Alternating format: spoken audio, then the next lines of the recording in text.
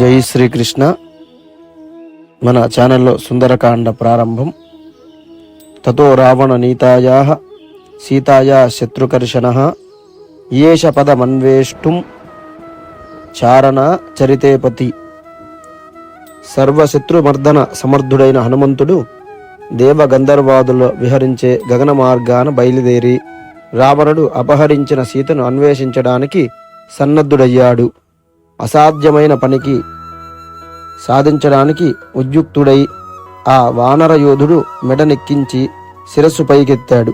అప్పుడు ఆయన మోరపైకెత్తిన ఆబోతు వలె ఉన్నాడు. వైడూర్య కాంతులనే పచ్చిక బయళ్లలో ఒక్కసారి యథేచ్ఛగా తిరిగి పరిసర ప్రాంతాల పక్షులకు జంతువులకు భయం కలిగించే సింహంలా కనిపించాడు. ఆయన ఎక్కిన పర్వతం మీద రంగురంగుల రాళ్ళు మనోహరంగా ఉన్నాయి. ఆ పర్వత సానువుల మీద చినాంబర దారులైన కామరూపులు, యక్ష, కిన్నర, గంధర్వ, నాగజాతుల వారు యథేచ్ఛగా విహరిస్తున్నారు. మత్తేభయ యుధాలతో గుంపులుగా గజరాజులు ఉన్నాడాయన. సూర్యునికి, దేవేంద్రునికి, బ్రహ్మదేవునికి చేతులు జోడించి స్మరించి తూర్పుగా తిరిగి తన జనకుడైన వాయుదేవునికి ప్రణామాలర్పించి దక్షిణ దిశగా తిరిగి ప్రయాణమోకుడై శరీరాన్ని పెంచడం ఆరంభించాడు. పర్వదినాలలో సముద్రం వలె ఆ శరీరం పొంగుతున్నది. దేహం పెంచి ఒక్కసారి పాదాలతో పర్వతాన్ని కదిలించాడు. అది గజగజలాడింది. ఆ ఊపికి పర్వతం మీద చెట్లు, పువ్వులన్నీ జలజలా రాలాయి. పూలు జల్లులతో నిండిన ఆ గిరి పుష్పగిరిలా ఉంది. ఆ తాకిడికి పర్వతం పగుళ్ళించింది. నీటి ఊటలుబికాయి. అగ్నిగుండం మధ్య నుండి మంటలు లేస్తూ అటూ ఇటూ పొగలు చిమ్ముతున్నట్లు మణిశిలతో ఇతర రకాలతో రాళ్లతో భాసించింది. కొండ గుహలలో విశ్రాంతులు తీసుకునే మృగాలు భయభ్రాంతులయ్యాయి. రోదనాధ్వానాలతో బయటపడుతున్న స్వస్తిక చిహ్నాలు గల పడగలు విప్పి కాకోల విషం కక్కుతూ మహాసర్పాలు తమ వాడి కోరలతో బండ శిరలను కరువగా మంటలు రేగి రాళ్ళు పొడి అయిపోయాయి. సర్ప విషాన్ని హరించగల ఓషధులున్న మంటలు రేగడం వల్ల ఆ మూలికలు కూడా మాడిపోయాయి. ప్రశాంతంగా ప్రేయసి జనంతో విహరించే విద్యాధరులు ఈ రణగోణ ధ్వనికి ప్రకంపనాలకు జంకి ఇలా ఉన్నవారు అలాగే గగన వీధికి ఎగిరిపోయారు. వారు పానం చేసే సువర్ణ పాత్రలు, బంగారు కుండలను, రత్నపు పిడులు, కరవాలాలను, వివిధ మాంసాహారాలను ఎక్కడివక్కడే విడిచి ఎర్రపడిన కనులతో ఆకాశ మార్గం చేరారు. ఆశ్చర్యంతో ఎవరికి వారు తమ ప్రియులు భుజసీమలను పట్టుకుని నిలబడ్డారు. వారికి కొంచెం పైభాగాన ఉన్న సిద్ధులు, మహర్షులు ఆ దృశ్యాన్ని చూసి, ఓహో పర్వత సమదేహుడైన హనుమంతుడు రామకార్యార్థమై భీకర మకరాలయమైన సముద్రం దాటడానికి సంకల్పించాడు అని అనుకున్నారు. ఆ మాటలు విని దిగువనున్న విద్యాధరులు కన్నులు విప్పారించి హనుమంతుణ్ణి చూశారు. మహాపర్వతంలా గోచరించాడు హనుమంతుడు. ఒక్కసారి తన దేహాన్ని వీగిసలాడించగా రోమరోమం కదిలించి ఒక్క సింహనాదం చేశాడు. కారు మేఘం ఉరిపినట్లుంది. తన వాలాన్ని మరింత దీర్ఘంగా పొడిగించాడు. నేలకు ఆని కూర్చున్నాడు. చేతులు ముడిచాడు. కంఠం ఉగ్గుబట్టాడు. బల పరాక్రమ సామర్థ్యాలను కేంద్రీకరించాడు. ప్రాణాన్ని హృదయంలో నిబంధించాడు. ఆకాశంలోకి చూపు పోనిచ్చి చెవులు ములికించాడు. పాదాలు తొక్కిపట్టి లేవబోతూ తన స్నేహితుల వైపు తిరిగి, వాయువేగంతో సాగే రామబాణంలా లంకా నగరానికి వెళతాను. అక్కడ సీతాదేవి కనిపించకపోతే దేవలోకానికి వెళ్తాను. అక్కడ అమ్మవారు లేకపోతే తిరిగి లంక చేరి రావణుని బంధించి తెస్తాను. రావణ సమేతం లంకను పెగిలించి తీసుకువస్తాను అంటూ ఒక్క ఊపుకి పైకి ఎగిరాడు. ఆ క్షణంలో ఆయన గరుత్మంతుని వలె ఉన్నాడు. ఆయన గగన వేగానికి పర్వతం మీద వృక్షాలు ఊగిసలాడి సమూలం కదిలి ఆయనతో కొంత దూరం పోయాయి. ఆత్మీయులు ప్రయాణం అవుతుంటే సాగరంపై బంధుజనంలా మహారాజును అనుసరించిపోయే సేనలాగా ఉన్నాయి. కొంత దూరం సాగి సముద్రంలో పడుతూ అవి ఇంద్రభీతితో సాగరంలో మునిగే పర్వతాలను తలింపజేశాయి. ఎర్రని చివుళ్లతో మొగ్గలతో ఉన్న ఆ వృక్షాల మధ్య హనుమంతుడు మినుగురులా నిండిన పర్వతంలా ఉన్నాడు. కదిలిన తరువులన్నీ సముద్ర ప్రాంతం చేరగానే కింద పడిపోవడం చూస్తే స్నేహితులు జలాశయం దాకా సాగనంపుతున్నట్లు అనిపించింది. రంగురంగుల పూలకాంతుల మధ్య హనుమంతుడు మెరుపు తీవలే నిండిన మేఘంలా ఉన్నాడు. రాలిన పూలతో నిండిన సముద్రం తారా తోరణాలంకృత లాగా గగన వీధిలాగా ఉంది. బారసాచిన చేతులు 5 పడగల పాముల్లా ఉన్నాయి. చూస్తుంటే ఆ మహాకపి ఆకాశాన్ని కబలించి సాగరాన్ని ఔపాసన పట్టేలా ఉన్నాడు. ఎరుపెక్కిన కన్నులు పర్వతం మీద అగ్నిగోళాల వలె ఉన్నాయి. ఉదయించే సమయంలో చంద్ర సూర్య బింబాల వలె కనిపిస్తున్నాయి ఈ కన్నులు. ఎరుపెక్కిన ముఖం, మరింత ఎర్రని వదనం, సంధ్యారాగ రంజితమైన సూర్యమండలమేమో అనిపిస్తున్నా ఆ వాలం ఇంద్రధ్వజంలా ఉంది. అప్పుడప్పుడు ఆయన తోక వలయాకృతిలోకి వచ్చి చుట్టూ గుడి కట్టిన సూర్యుని వలె తోపింపజేస్తున్నది. తోకపైకి లేచినప్పుడు ఆ ఎరుపు చూస్తే వెలగించిన జగురు రాతి పర్వతంలా ఉంది. హనుమంతుని దేహం కదులుతున్నప్పుడు చలించే గాలి ఉరుముల ధ్వనితో వీస్తున్నది. వాలం నిటారుగా వచ్చినప్పుడు పొడుగైన తోక చుక్కలా ఉన్నాడు. మధ్యగా వచ్చి వ్రాలిన తోకతో ఆయన దీర్ఘ రజుంబంతితమై మత్తేభనలా భాసిస్తున్నాడు. వాయు వశమైన పెద్ద నౌకలా సాగుతున్నాడు. ఆయన ముందుకు సాగుతూ ఉంటే ఆ వాయువేగానికి సముద్రం అల్లకల్లోలమవుతున్నది. ఆ కపిసార్ధనుడు తన బాహువులతో సముద్రాన్ని చిమ్ముతూ ముందుకు సాగుతున్నట్లు అనిపించింది. ఆ తీవ్ర వేగానికి పైకి లేచిన తరంగాలు మేఘమండలాన్ని చేరి శరత్కాల మేఘంలా ప్రకాశిస్తున్నాయి. అప్పుడు తరంగాలలో బయటపడిన జలచరాలు వస్త్రహీనులైన మానవులు తలింపజేశాయి. సాగరంలోని సర్పాలకు ఆకాశంలోని హనుమంతుడు గరుత్మంతుడేమో అనిపించింది. ఆయన నీడ బహువిశాల ప్రాంతాన్ని ఆక్రమించింది. నీటిలో ఆ నీడ కదిలే మేఘంలా ఉంది. వాయుపదంలో సాగి హనుమంతుడు రెక్కల పర్వతంలా ఉన్నాడు. సాగుతున్నంత మేర క్రింది సముద్రంలో గాలి ఒత్తిడి కలిగి అదే దోణిలా అవుతున్నది.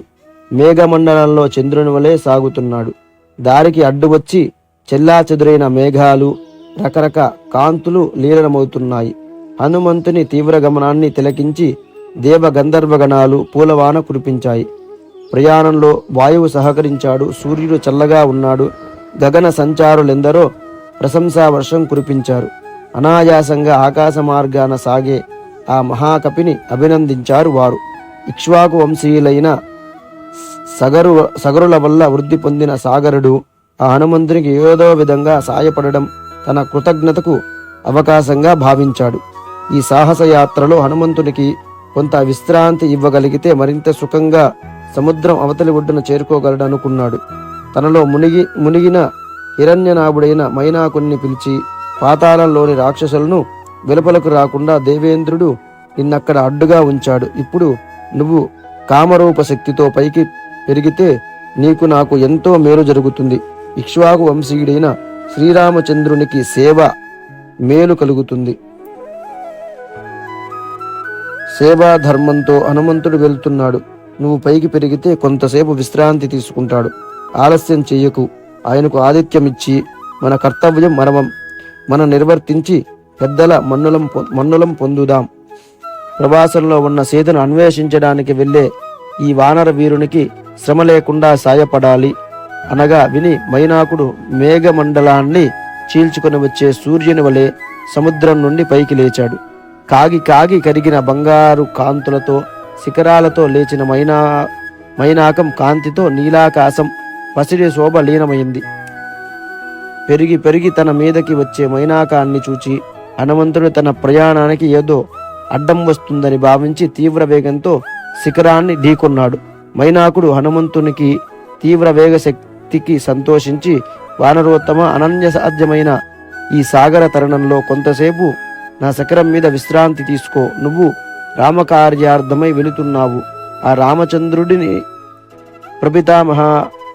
మహులైన సగరుల వల్ల ఇంతటి వాడైన సాగరుడు తన కృతజ్ఞత తెలుపుకోవాలని నన్ను పంపాడు. ఉపకారానికి ప్రత్యుపకారం చేయడం సర్వప్రాణి ధర్మం. నా సానువుల మీద సువాసన లీలే అతి మధురమైన కందమూల ఫలాలున్నాయి. వాటిని ఆరగించి విశ్రాంతి తీసుకుని వెళ్ళు. ఎంతటి సామాన్యుడైనా అతిథిని పూజించాలి. అటువంటప్పుడు నీవంతటి వాని విషయంలో వేరే ఆలోచన అవసరం లేదు. దేవతా శ్రేష్ఠుడైన వాయువుకి కుమారుడవు. నీ తండ్రి అతివేగంగా పయనించగల శక్తి సంపన్నుడు. నీకు జరిగే సత్కారం వాయుదేవునికే చెందుతుంది. ముఖ్యంగా నీకు అతిథి మర్యాద జరపడంలో నా కృతజ్ఞత కూడా వెల్లడించుకుంటున్నాను. కృతయుగంలో మా పర్వతాలకు రెక్కలుండేవని వినే ఉంటావు. వాటితో అవి గరుత్మంతుని వలె వాయువేగంతో ప్రయాణాలు చేసేవి.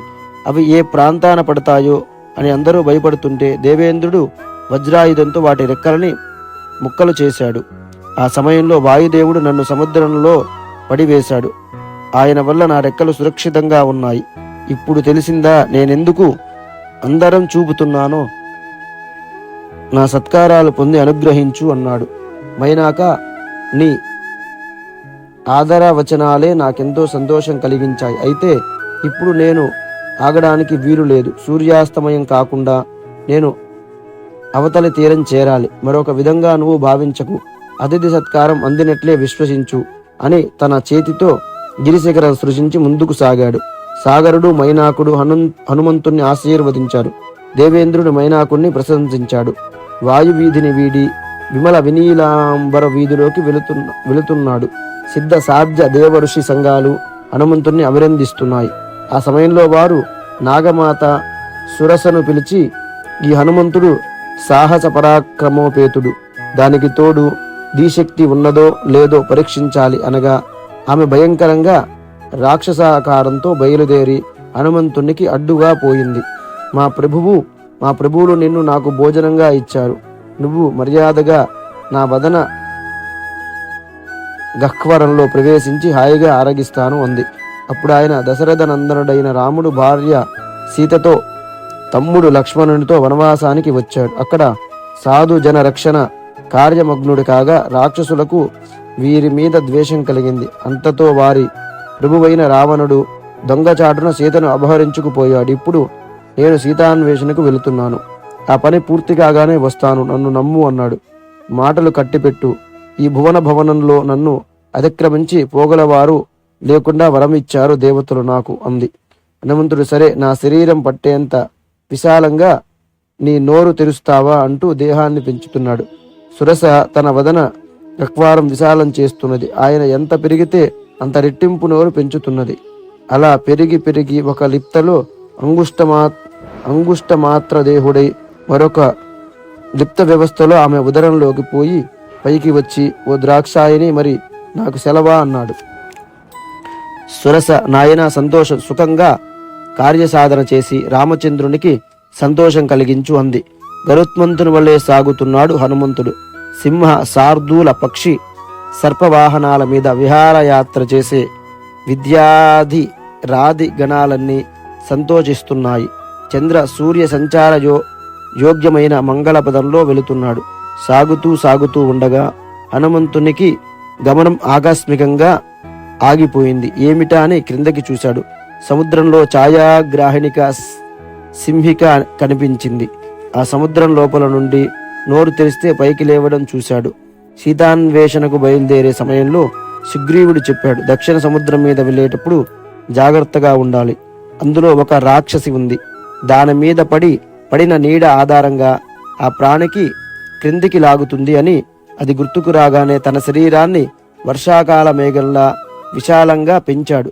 సింహిక తన నోరు మరింత విశాలం చేసి లాగుతున్నది. తెరిచిన వదనంలో నుంచి దాన్ని మర్మస్థానాలు చూశాడు హనుమంతుడు. చూస్తూనే క్రిందకి దిగుతూ తన శరీరాన్ని సంకోచింపజేసి దాని వదనంలో నుండి ఉదరంలోకి పోయి వాటి గోళ్లతో మర్మస్థానాలు చీర్చి ఒక్క ఊపులో గగన వీధిలోకి చేరాడు. సింహిగా సముద్రం మీద తేలిపోయింది చచ్చిపడి. సిద్ధ సాధ్య విద్యాధర గంధర్వగణాలు హనుమంతునికి ధీశక్తిని తీరత్వాన్ని అభినందించాయి.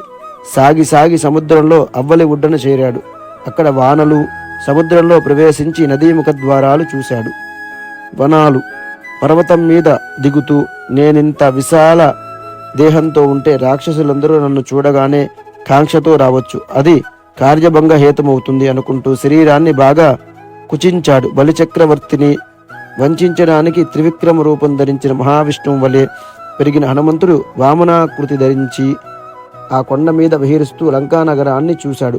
ఆ నగరం అమరావతిలా వెలుగుతున్నది. ఇది మహర్షి వాల్మీకి విరచితమైన రామాయణ సుందరకాండలో మొదటి సర్గ. జై శ్రీకృష్ణ. అలాగే మా ఛానల్లో వీడియోస్ కనుక మీకు నచ్చినట్లయితే మా ఛానల్ని లైక్ చేయండి, షేర్ చేయండి, కామెంట్ చేయండి. అలాగే సుందరకాండ 2వ భాగం వచ్చే వీడియోలో తెలుసుకుందాం. మరింత ఆధ్యాత్మిక సమాచారం కోసం మా ఛానల్ని సబ్స్క్రైబ్ చేసుకోండి.